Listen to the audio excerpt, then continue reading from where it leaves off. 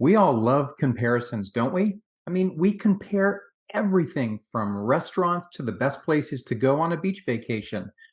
And the real estate market's really no different. I mean, you see headlines all the time comparing numbers and metrics from one year to another. And that can be challenging even under normal circumstances during a normal market due to variability, which can make the comparison less accurate or meaningful depending upon the data set being used. Now, you go and throw in an unpredictable event like a pandemic, and those comparisons can become almost worthless. So, what exactly does all of that have to do with unicorns? Well, I'm glad you asked. So, stay with me, and I'm going to dive into that right now. Hi, this is Andrew with the Andrew Smith team of eXp Realty here in Frisco, Texas. And comparing the current real estate market or current real estate data to the two unicorn years we just experienced does not provide a very accurate assessment of the current market. So I will say here that by unicorn, I am referring to the less common definition of the word, which is actually something that is greatly desired, but difficult or impossible to find. Now, without a doubt, the pandemic changed real estate over the past couple of years. I mean, rather than causing the housing market to crash, demand for homes actually skyrocketed as people suddenly found that they needed a home office or two, and big backyards and areas to play and watch movies became ever more important than they were before. I mean, there were waves of first time and second home buyers entering the market.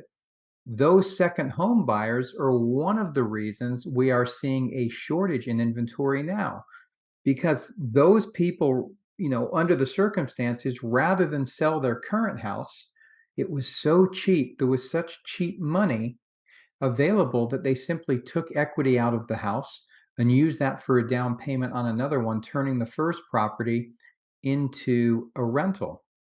And that happened all over the place. As I just mentioned, you also had low mortgage rates going in before the pandemic, which were then driven to historic lows.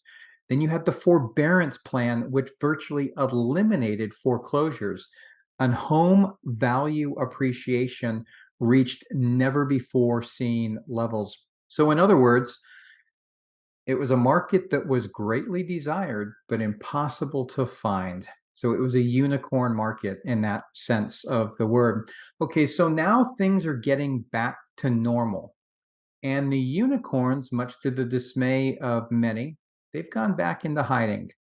All right, so I promise I'm not going to keep using unicorn references the whole time. But the point being, comparing what's going on now to the last couple of years makes no sense. And I'm going to give you just three examples as to why. And the first one is buyer demand. Now, many home buyers that I've met with lately, they've honestly been surprised by the number of people that are out looking at homes currently.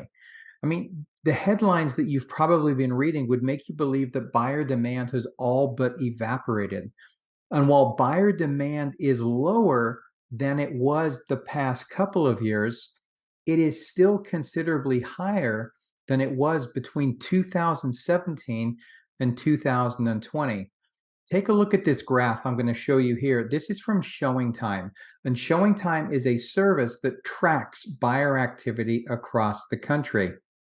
Now, as you can see, when we look back over the last 7 years, yes, here in 2023 so far, our activity is lower than it was during the past couple of years, but we are still substantially higher than we were during 2017 through 2020. And I can tell you that here in Frisco and the surrounding areas, homes are receiving multiple offers again. Many homes are selling for over list price. And if you venture out to new construction, you're going to find the models very, very busy. There's a lot of people out looking. All right, so number two, home prices. Now, without a doubt, home price appreciation during the pandemic years was historic. According to Freddie Mac, home price appreciation this year will actually return to more normal levels, which is interesting because not that long ago, most of the experts, including Freddie Mac, were forecasting that home prices nationally would decline this year. And now they seem to be split. Freddie Mac recently, based upon the data that's come out over the last couple of months, have revised their forecast up to indicate that the year may end up in positive territory. So here's another graph, this one from Freddie Mac, just kind of showing you where appreciation was in 2017, 18, and 19 compared to the pandemic years, and then what they're expecting this year. So nationally, they're expecting a 5% home price appreciation this year. I'm sorry, 5% in 2022, and they are forecasting it up to be somewhere between 0 and 3% in 2023. So I can tell you that if you're out there and you're local and you're hoping to see home prices here in Frisco fall, the reality is they already have. They did. As a matter of fact, home prices here peaked in April of 2022 with a median home price of $760,000. Now, by October of 2022, so just a few months later, the median price had actually fallen 18% to 630,000.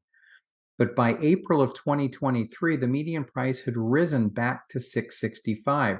And that trend looks as though it's going to continue based upon what we know now. All right, then the third item I'm going to reference here on why the comparisons aren't completely accurate is to do with foreclosures.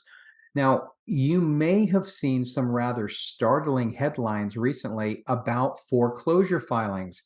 But let's be honest, talk of a tsunami of foreclosures worse than we saw in 2008 have been with us since the beginning of the pandemic.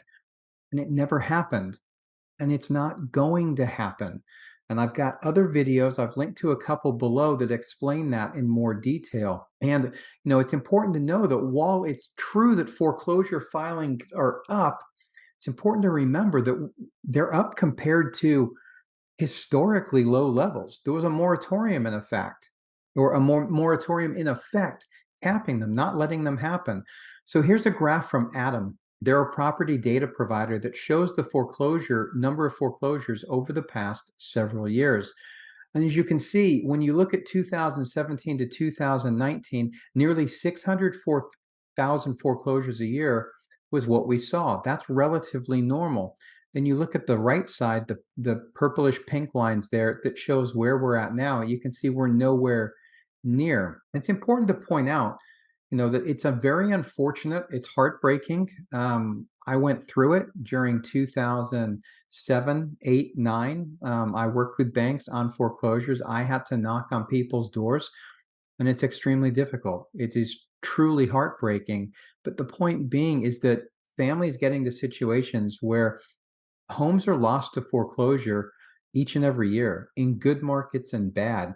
So when you put the current numbers into perspective, you're simply going to see that the foreclosures filings that we're starting to see now are things just coming back to normal. I can tell you that there is virtually no foreclosure activity currently in either Denton or Collin counties. There's a few homes, but there's nowhere near anything that would make a significant dent, if you like, in the number of homes we have for sale here locally. All right, so over the next several months, just be prepared. You're going to see some more unsettling headlines as additional comparisons are going to be made between what's going on currently and the last couple of years. And as always, I'm here to help. I'm not trying to sell you anything. I offer any information I have at absolutely no cost, no obligation whatsoever. So if you have questions about what's going on in the local market, a situation that you want to talk through, please feel free to reach out. You can always use the link below and schedule a call with me at a time that's convenient for you, or send me an email, andrew@theandrewsmithteam.com. So hopefully this information helps. And again, if you have any questions whatsoever, please don't hesitate to reach out.